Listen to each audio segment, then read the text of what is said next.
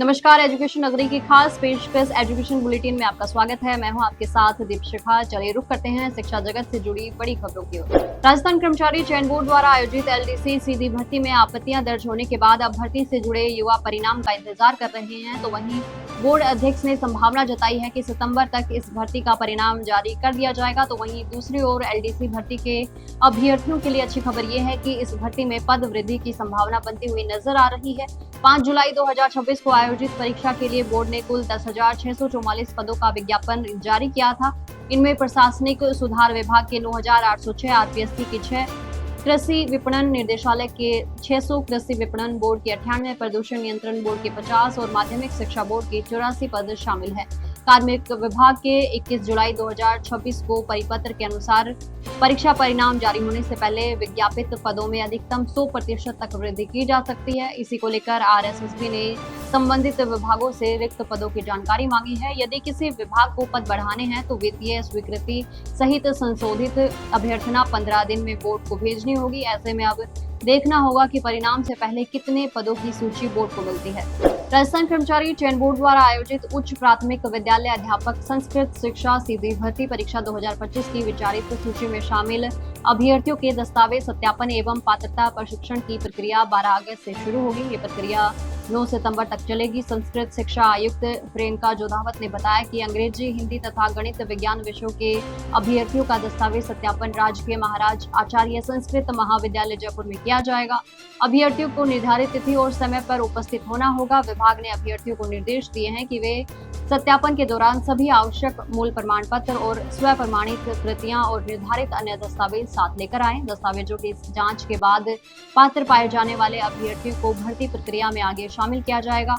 विभाग ने अभ्यर्थियों से अपील की कि वे निर्धारित कार्यक्रम का ध्यानपूर्वक पालन करें और किसी भी आवश्यक दस्तावेज को साथ लाना न भूलें। सीईटी स्नातक पात्रता परीक्षा की आवेदन प्रक्रिया 2 अगस्त को पूरी हो चुकी है और करीब 17,15,000 अभ्यर्थियों ने सीईटी स्नातक के लिए आवेदन किया है। लेकिन अंतिम दिनों में सर्वर दिक्कत के चलते सैकड़ों अभ्यर्थी सीईटी के लिए आवेदन करने से वंचित रह गए। आवेदन प्रक्रिया खत्म होने के बाद से ही अभ्यर्थियों ने आवेदन के लिए एक मौका देने की मांग तेज कर दी है। तो वहीं युवाओं ने अपनी समस्या बोर्ड अध्यक्ष मेजर जनरल आलोक राज तक पहुंचाई। अभ्यर्थियों ने बोर्ड कार्यालय पहुंचकर आवेदन के लिए एक मौका देने की मांग उठाई।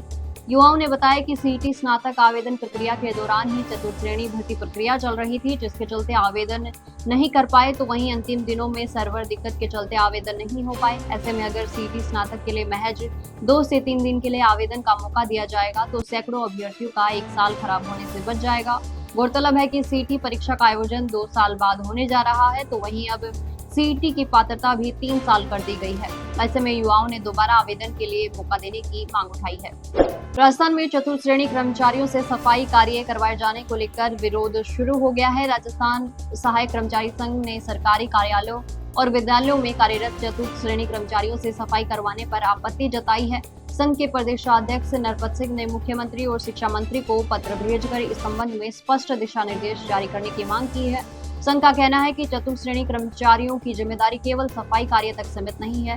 कार्यालयों में ये कर्मचारी आगंतुकों का स्वागत करने, जरूरी पत्रावलियों का रखरखाव करने, फाइलों और दस्तावेजों को एक स्थान से दूसरे स्थान तक पहुंचाने सहित कई महत्वपूर्ण कार्य करते हैं। इसके बावजूद विद्यालयों में उनसे शौचालय, परिसर, मैदान और अन्य स्थानों की सफाई करवाई जा रही है। संघ का कहना है कि इससे कर्मचारी अपने मूल और निर्धारित कार्यों से अलग जिम्मेदारी निभाने को मजबूर हैं। संघ ने सरकार से मांग की कि चतुर्थ श्रेणी कर्मचारियों के कार्य और जिम्मेदारियां स्पष्ट की जाए तथा सफाई के लिए अलग व्यवस्था की जाए। राजस्थान में सरकारी नौकरी का इंतजार कर रहे अभ्यर्थियों के लिए जल्द राहत की खबर सामने आ सकती है। मुख्यमंत्री के निर्देश के बाद कार्मिक विभाग प्रक्रियाधीन भर्तियों में भी नए वेटिंग लिस्ट नियम को लागू करने को लेकर कानूनी राय ले रहा है। शुरुआती राय सकारात्मक बताई जा रही है। नए नियम के तहत यदि कोई चयनित अभ्यर्थी नियुक्ति के बाद 1 साल के भीतर नौकरी छोड़ता है तो रिक्त होने वाला पद उसी भर्ती की वेटिंग लिस्ट में शामिल अभ्यर्थी से भरा जा सकेगा। अब तक ये व्यवस्था मुख्य रूप से नई भर्तियों पर लागू थी। प्रक्रियाधीन भर्तियों में भी इसे लागू करने की मांग लगातार उठ रही है। इस फैसले का सबसे बड़ा फायदा चतुर्थ श्रेणी कर्मचारी भर्ती के अभ्यर्थियों को मिलने की संभावना है। इस भर्ती में 53,000 से अधिक पद हैं। अधिकारियों के अनुसार निकाय चुनाव से पहले सरकार इस पर निर्णय ले सकती है। अगले कुछ दिनों में अंतिम फैसला होने की संभावना है। तो ये थी शिक्षा जगत से जुड़ी बड़ी खबरें। कल फिर आपके साथ रूबरू होंगे। तब तक के लिए नमस्कार।